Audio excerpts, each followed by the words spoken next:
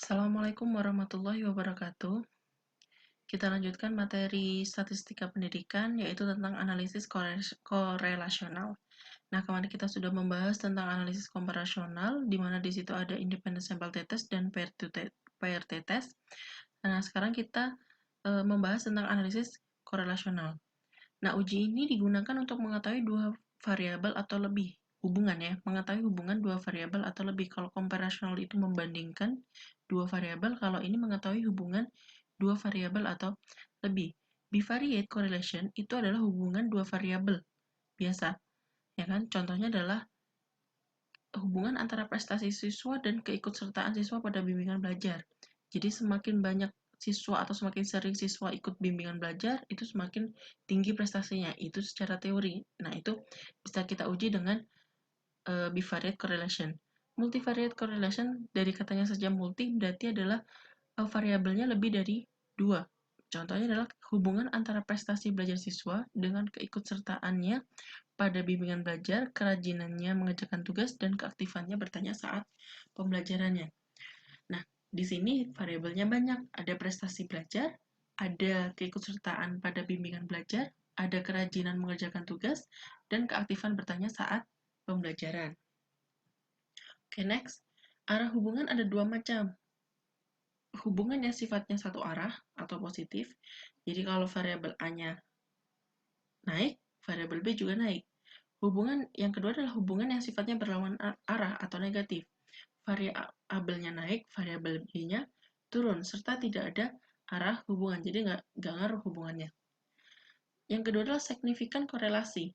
Berdasarkan nilai probabilitasnya atau P-nya kurang dari 0,05, maka hubungan korelasi tersebut adalah signifikan. Atau bisa juga kita melihat dari T-hitung dan T-tabelnya. Jika T-hitung kurang dari T-tabel, maka hubungan tidak signifikan.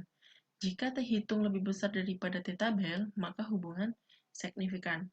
Nah, kalau di analisis korelasi, kita mempunyai interpretasi data R atau nilai R. Jadi maksudnya apa? Kita tahu di sini seberapa besar hubungan antara dua variabel itu. Dilihat dari nilai R-nya. Apakah sangat lemah, lemah, cukup kuat, kuat, dan sangat kuat. Oke. Analisis korelasi bivariate ada dua. Maksudnya itu dua macam ya, ada parametrik dan non-parametrik. Yang pertama, korelasi product moment percent. Korelasi ini banyak digunakan untuk mengukur korelasi dengan data interval atau rasio, dan ini adalah tergolong statistik parametrik. Sedangkan korelasi peringkat Rank-Sperman dan Kendall-Taubes itu digunakan untuk menguji atau menghitung koefisien korelasi pada data ordinal. Nah, ini tergolong statistik non-parametrik. Sedangkan yang nomor 3 itu adalah kontingensi koefisien dan Kramers-Zwick, itu untuk mengetahui hubungan antara dua variabel yang memiliki data nominal. Dan yang terakhir adalah korelasi eta, itu untuk mengetahui hubungan antara data variabel yang berskala nominal, satunya berskala interval. Oke. Yang kali ini kita bahas adalah yang pertama, yaitu korelasi product moment. Analisis korelasi bivariate, contohnya yang pertama adalah korelasi product moment percent. Itu adalah hubungan antara hasil belajar matematika dan fisika. Misalkan, nilai matematika itu biasanya mempengaruhi pemahaman pada fisika. Karena apa? Karena matematika adalah dasar dari semua pelajaran. Kalau matematikanya kuat, maka fisikanya pun bisa jadi kuat, ya kan? Tapi kalau matematikanya tidak terlalu kuat, bisa jadi fisikanya pun juga akan sulit untuk memahami itu secara teori, ya kan?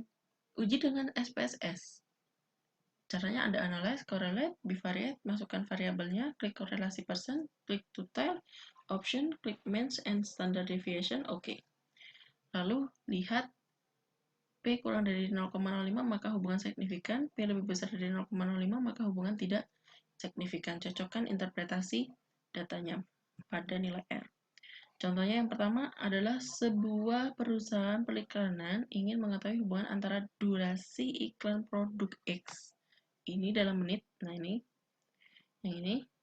Lalu yang ditayangkan per bulan oleh salah satu TV swasta terhadap tingkat penjualan. Ini tingkat penjualannya yang dilihat setiap bulan dalam 1 tahun.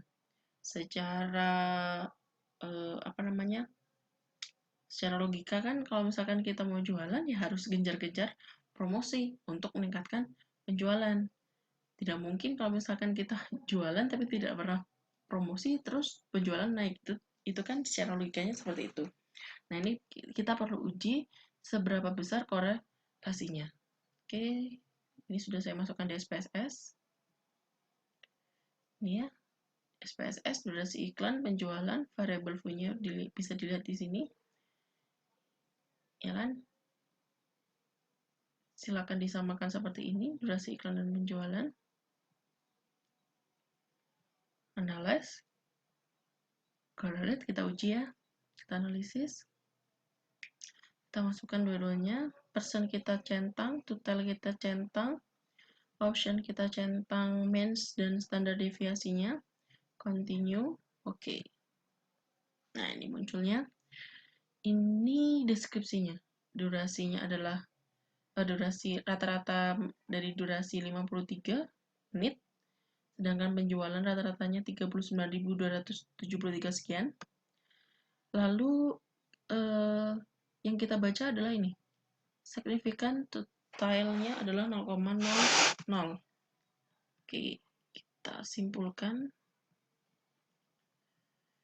hasil uji 0,00 kurang dari 0,05, maka H0 ditolak dan HA diterima.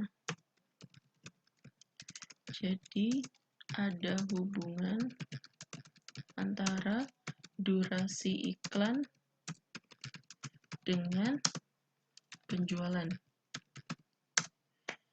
Kita lihat R-nya. Nah, ini nilai R-nya. Nilai R-nya adalah 0,878. Kita lihat golongannya. Nah, ini 0,878 itu terletak di daerah sini. Antara 0,801 sampai 1. Dan kriterianya adalah sangat lemah. Nah, 0,878 maka kriteria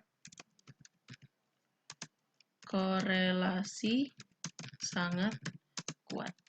Jadi maknanya apa? Kalau durasinya itu semakin lama, maka tingkat penjualannya juga semakin tinggi. Maka